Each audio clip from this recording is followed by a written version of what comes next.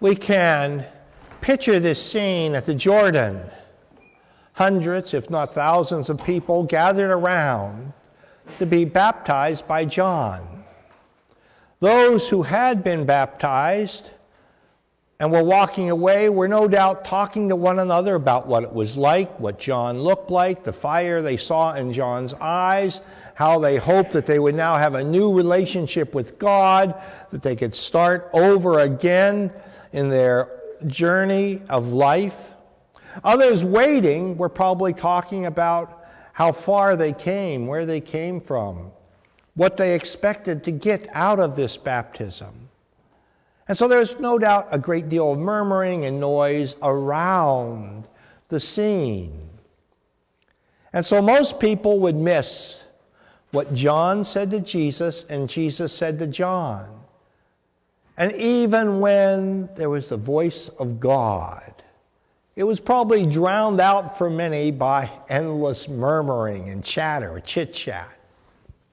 But John took it to heart, and Jesus understood it. And those immediately around, who were attentive and watching, saw the very Spirit of God descend on this carpenter's son from Nazareth. Now, often in our life, we wonder why we don't hear from God. You know, God is a great listener, but not all that chatty. But we wonder, I've said so many prayers, but, and I've had prayers answered, and I've been inspired, I've been strengthened by prayer, but why haven't I really heard from God? And it's many times because our minds are filled with endless chatter. God can't get a word in edgewise. And when we look at our lives, how hard it is to find a moment of silence where God might speak to us. When the Eucharist is finished today, you'll get in your cars, likely turn on your radio, listen maybe to sports talk. I mean, I've been a sports fan all my life. I don't know why I listen to sports talk radio. I know what they're going to say before they say it. Well, who wins the battle in the trenches today will determine the defense. If the quarterback is healthy, this will work. You know all that. You've heard it every sports talk show. Then after the game is over, you'll hear the analysis explaining to you what you just saw. Like you needed further explanation. Or perhaps you get in the radio and you put on top 40 radio or oldies music, songs that you've heard a million times over 20 or 30 years, and a million commercials to go along with them. Hardly a moment of silence. Our ears are filled with sounds of other things. So how could the voice of God penetrate to our hearts and minds and souls? Now, just as a side plug, around here we have a couple Catholic radio stations. Might on occasion think of turning them on and hear a different voice coming to you. The chatter in our minds, hearts, and souls. And then what do we see in view when people finish a hard day's work? They come down back home, they turn on TV, they watch endless entertainment, which if you listen to without a laugh track isn't all that funny. On YouTube, any number of people have posted scenes from various hit sitcoms, and they take off the laugh track, and boy, is it flat. The one protagonist will say something funny, then they stop for 30 seconds, and then the other responds, so they know that they'll have time to put in the laugh track. Without that constant laughter, there's nothing funny about it. In fact, when we stop to think about it, there's a lot of deadly values that come to our ears and hearts and minds and soul under the guise of a laughter. But the values being pervaded by that laughter shows it's a laughter not from heaven, but from the other place. Try to think of one sitcom today that's promoting stable family values and a healthy family life. Can you think of one? Can you think of one episode of one sitcom that is promoting decency, purity, chastity, a sense of human dignity?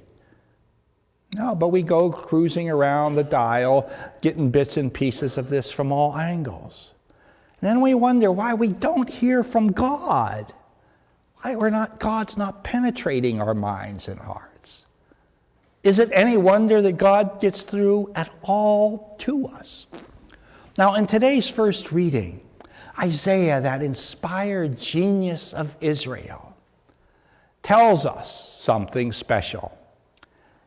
He says, there'll be a voice of one, not shouting and screaming, but whispering, going quietly through the streets, like a smoldering wick, hardly burning at all, that nevertheless will ignite the world and bring people of all tribes, all nations, to know and love the God of Israel. And we, as believers in Christ, see that in the very person of Jesus. He walks away from his baptism, and he doesn't go out into the crowd saying, "It's me, it's me.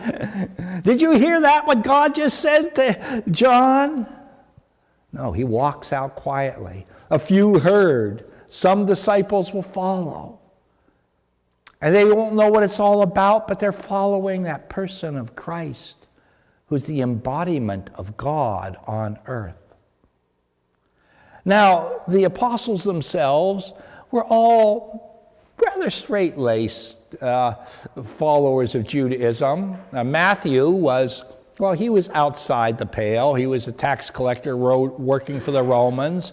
Pretty horrendous job. There were a couple zealot party members at the other extreme. They were rebels against Rome. Judas turned out to be a greedy failure. But by and large, Peter and the others, they would say their prayers in Hebrew, no doubt knew some of the Psalms by heart. They would go to the synagogues on Saturday. They would eat kosher food. They would accept circumcision. So they were trying to lead a godly life. And in today's second reading, there's a crisis for Peter.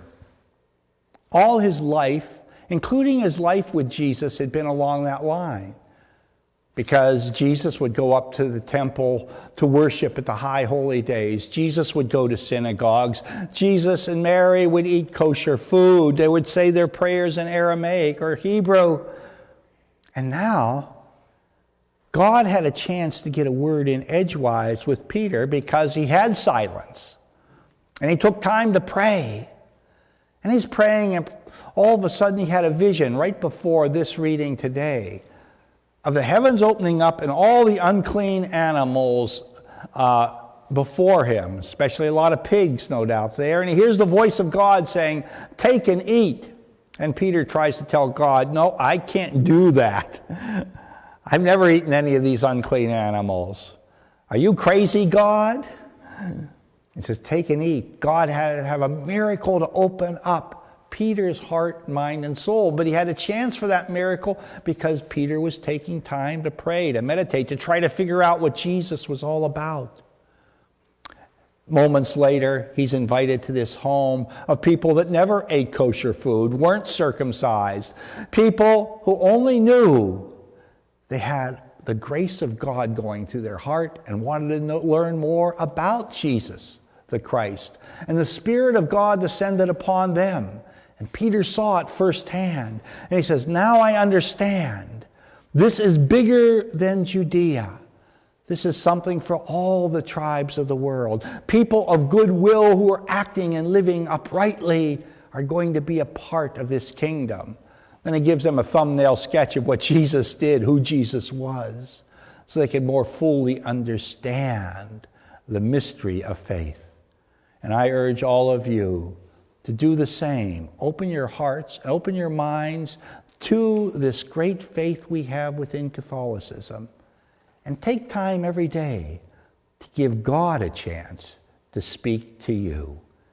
And you may find great wonders happening in your heart, minds, and souls.